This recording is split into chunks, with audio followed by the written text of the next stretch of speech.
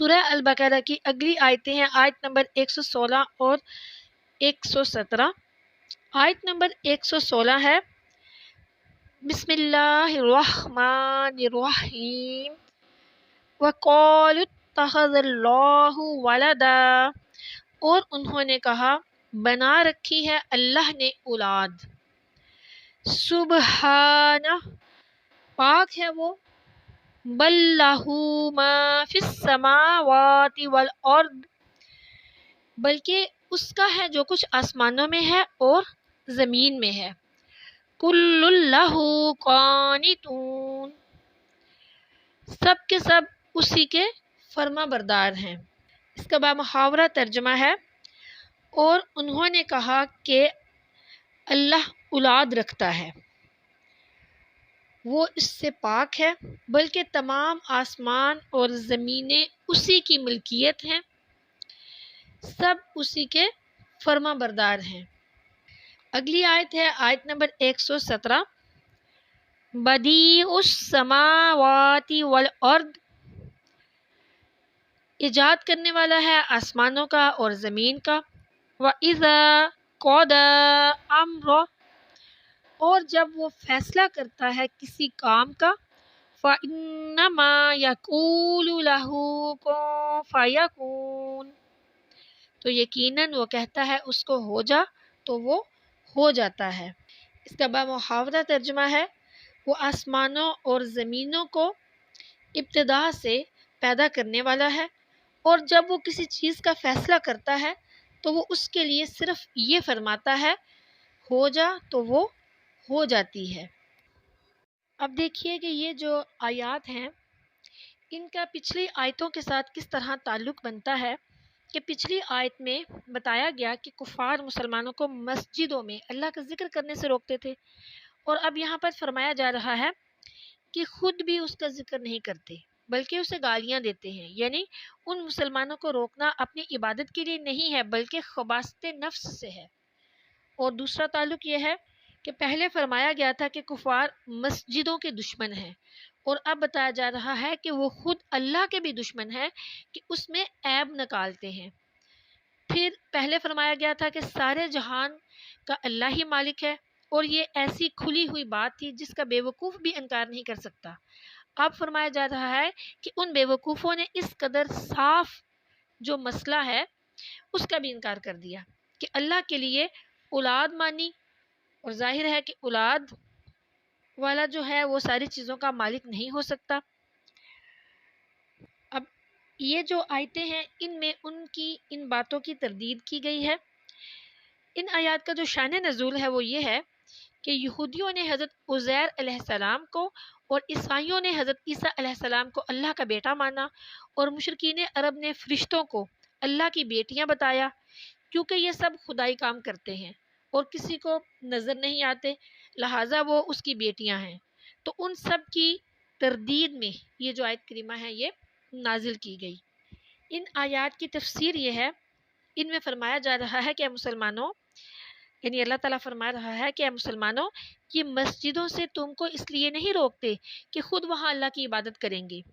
یہ بد نصیب اس کی عبادت تو کیا کرتے، اسے گالیاں دیتے ہیں، اس کے لیے نہ ہونے والی جو بات ہے وہ مانتے ہیں۔ تو خیال کرو کہ یہ کیسی گندی بات اس کے لیے مان بیٹھے ہیں کہ کہتے ہیں کہ رب نے بھی ہماری طرح اپنے لیے اولاد اختیار فرمائی ہے، یا اس نے بعض مخلوق کو اپنا منہ بولا ہوا بچہ بنایا ہے۔ یعنی کہ یہ جو مشرکین ہیں، یہ جو کفار ہیں، وہ مسجدوں سے بھی روکتے ہیں، اور ساتھ ساتھ وہ اللہ عز و جل پر اتنا بڑا بہتان بھی لگاتے ہیں۔ کیا بہتان؟ کہ اس نے اولاد بنائی ہوئی ہے، اور کچھ کہتے ہیں کہ اپنا منہ بولا بیٹا بنایا ہوا ہے، یعنی حضرت عزیر علیہ السلام اور حضرت عیسیٰ علیہ السلام کے بارے میں جس طرح وہ کہتے ہیں، تو یہ تو ممکن نہیں ہے۔ اللہ تعالیٰ نے ان آیات میں فرما دیا کہ رب تو پاک ہے ان تمام چیزوں سے، جو یہ کرتے ہیں، جو یہ باتیں کرتے ہیں ان سب سے پاک ہے، وہ تو آسمانی اور زمینی چیزوں کا واحد مالک ہے۔ آسمان اور زمین جیسی زبردست مخلوقات کو بغیر نمونہ، بغیر مادہ، بغیر آلات و اسباب ایجاد فرمانے والا ہے۔ اس کی شان تو یہ ہے کہ جب وہ کسی بات کا فیصلہ فرمائے تو اسے کن فرما دیتا ہے اور اس کا ارادہ اس چیز کے متعلق ہو جاتا ہے، جس سے وہ چیز جو ہے وہ فوراً پیدا ہو جاتی ہے۔ جس کی ایسی اعلیٰ صفتیں ہوں، جس رب رحیم اور کریم کی ایسی اعلیٰ صفتیں ہوں، وہ اولاد ہونے سے بلند و بالا ہے۔ یعنی کہ یہود و نصارہ جو تھے، حضرت عزیر علیہ السلام اور حضرت مسیح علیہ السلام، ان کا معجزہ دے کر انہیں اللہ کا بیٹا کہہ دیتے تھے، اور ان کے معجزات دے کے انہوں نے اللہ تعالیٰ کا بیٹا ان کو بنا دیا، یعنی حضرت عزیر علیہ السلام اور حضرت عیسیٰ علیہ السلام کو۔ کیونکہ ان قوموں میں ایک یہ بھی برائی تھی کہ وہ اپنے انبیاء کرام علیہ السلام کا جو میلاد شریف ہے وہ نہیں مناتے تھے۔ اگر وہ مناتے تو انہیں پتہ ہوتا کہ یہ پیدا ہونے والے ہیں اور یہ اللہ کے بیٹے نہیں ہیں۔ اس کی تمام تفصیل جو ہے نا انشاءاللہ عز و جل آگے بھی آئے گی اور سورہ اخلاص میں بہت ڈیٹیل کے ساتھ آئے گی۔ کیونکہ جو پیدا ہو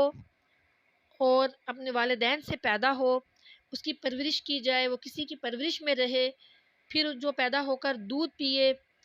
تو وہ اللہ کا بیٹا نہیں ہو سکتا، بیٹی یا بیٹا وہ نہیں ہو سکتا، اللہ کی اولاد نہیں ہو سکتی۔ اب دیکھیں کہ ہم جو حضور نبی کریم صلی اللہ علیہ وآلہ وسلم کی امتی ہیں، اب ہم نبی کریم صلی اللہ علیہ وآلہ وسلم سے کتنی محبت کرتے ہیں، بہت زیادہ محبت کرتے ہیں، لیکن کبھی بھی یہ نہیں کہا کہ نبی کریم صلی اللہ علیہ وآلہ وسلم جو ہے نعوذ باللہ اللہ کے بیٹے ہیں۔ یہاں پر یہ بات بھی سمجھ لیجئے کہ یہ جو میلاد شریف ہم مناتے ہیں نبی کریم صلی اللہ علیہ وآلہ وسلم کا، تو میلاد شریف کا جو ذکر ہے یہ بھی شرک کا توڑ ہے۔ میلاد شریف کی جو ہم جو مناتے ہیں، جو پڑھتے ہیں، جو نبی کریم صلی اللہ علیہ وآلہ وسلم کا، تو اس سے ہمیں یہ پتہ چل گیا کہ یہ شرک کا توڑ ہے، کیونکہ نبی کریم صلی اللہ علیہ وآلہ وسلم اللہ کے نبی ہیں، اس کے بندے ہیں، اس کی اولاد نہیں ہے۔ اسی طرح تمام انبیاء کرام علیہ السلام جو ہیں وہ اللہ کے نبی ہیں، پیغمبر ہیں، بندے ہیں، اور اللہ اولاد سے بالکل پاک ہے۔ صوفیہ کرام ان آیات کی تفسیر میں فرماتے ہیں، اور بہت خوبصورت تفسیر انہوں نے بیان کی، کہ ایک ہی پھول کا رس بھیڑ کے پیٹ میں پہنچ کر زہر اور شہد کی مکھی کے پیٹ میں پہنچ کر شہد بن جاتا ہے، ایسے ہی اللہ عز و جل کا کلام ہے اور اس کے احکام مومنین کے دماغ میں پہنچ کر باعث شفا بن جاتے ہیں، اور جو کفار ہیں ان کی بیماریوں کو اور بڑھا دیتے ہیں۔ اسی توریت اور انجیل سے بعض حضرات مومن کامل بنے تھے، اور انہیں کتابوں سے بے نور لوگ جو ہیں وہ بے دین بنے کہ اللہ کے لیے اولاد وغیرہ مان بیٹھے، اور جیسا کہ اللہ کے لیے اولاد ماننا کفر ہے، ایسے ہی کسی مخلوق کو موجود مستقل ماننا یہ بھی بے دینی ہے۔ مزید صوفیہ کرام فرماتے ہیں کہ جب تک انسان بحر توحید میں خود کو غرق نہ کرے اور اپنا دامن اور اپنا جو قلب ہے شرک جلی اور خفی سے پاک نہ کرے تو اس کی کوئی بھی عبادت قبول نہیں ہوتی۔ اور فرماتے ہیں کہ مسلمان کے لیے 3 قلعے ہیں، ایک ذکر اللہ، دوسرے قرآن پاک کی تلاوت، تیسرے اس کی ظاہری اور باطنی مسجد۔ ظاہر مسجد جو ہے وہ مصلی ہے، اور باطنی مسجد جو ہے وہ صدق اور اخلاص ہے۔ اللہ عز و جل سے دعا ہے کہ وہ ہمیں صدق اور اخلاص عطا فرمائے، اور ہمیں اپنی عبادت کرنے کی توفیق عطا فرمائے، اور اپنے سوا ہمارے دل سے ہر چیز کی طلب کو مٹا دے۔ آمین ثم آمین۔